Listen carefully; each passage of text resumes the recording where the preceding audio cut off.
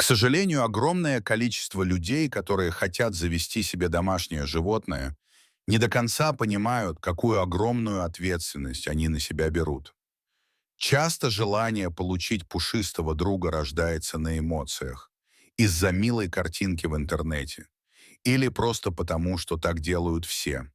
Но, увы, не все задумываются о том, что животное — это не игрушка, а живое существо с потребностями, чувствами и нуждами. Ведь еще Антуан де Сент-Экзюпери говорил о том, что мы в ответе за тех, кого приручили. Эти слова пронизывают суть любого взаимодействия человека с животными и напоминают о том, что, взяв домой питомца, мы берем на себя заботу о нем на всю жизнь, вне зависимости от обстоятельств. Очень часто из-за таких несознательных поступков случаются трагедии, подобные сегодняшней истории. Когда люди бросают своих питомцев или просто не обеспечивают им должный уход, животные оказываются на улице, в чужом, порой враждебном мире, где им приходится бороться за выживание. Белль была обычной дворняжкой, жившей на улицах одного небольшого городка в Южной Африке. Она родилась на свет в жестоких условиях, без дома, без тепла и безопасности. С самого детства ей приходилось бороться за каждую крошку еды и каждую каплю воды. Ее маленькое тело было хрупким, а глаза отражали мудрость и печаль, которую могла понять только та, кто видел слишком много. Со временем жизнь на улице становилась все тяжелее, особенно летом, когда жара и насекомые превращали каждый день в испытание. Клещи, кровососущие паразиты, которых в этой местности было в изобилии, стали настоящим бедствием для Белль. Они прочно прикрепились к ее телу, на лапах, ушах, животе и шее. Каждый клещ высасывал жизненную силу из бедной собаки, оставляя после себя болезненные раны и зуд, который не давал покоя ни днем, ни ночью. Когда кто-то, наконец, заметил Белль, она уже еле держалась на ногах. Ее шерсть была спутанной и грязной, глаза тусклыми и усталыми, дыхание тяжелым.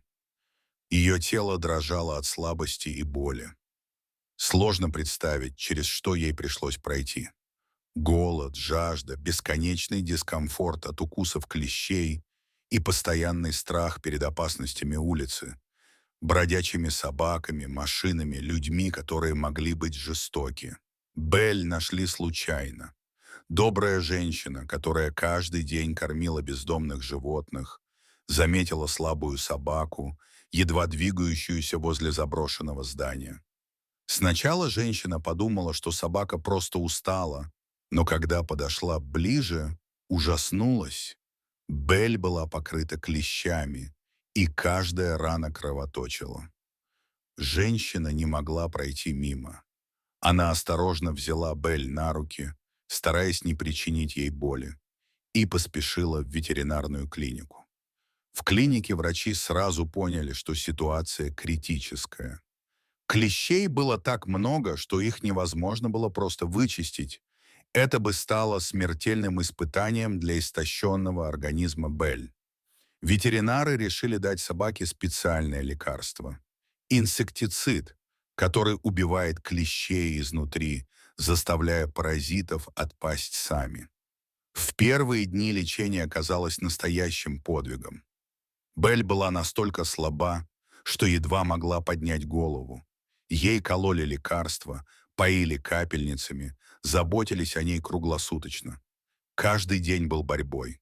И для собаки, и для врачей, и для доброй женщины, которая теперь стала ее спасительницей. Но постепенно происходили маленькие чудеса. Клещи начали отваливаться, оставляя после себя раны, которые нужно было обрабатывать и лечить.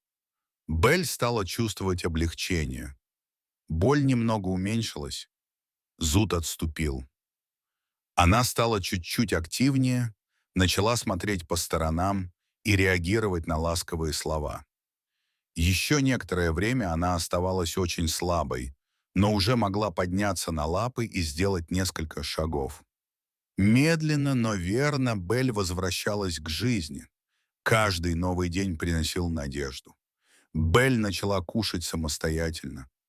Ее глаза вновь засияли. А главное, она поняла, что теперь не одна. Ее окружают люди, которые любят и заботятся, готовы подарить ей дом и счастье.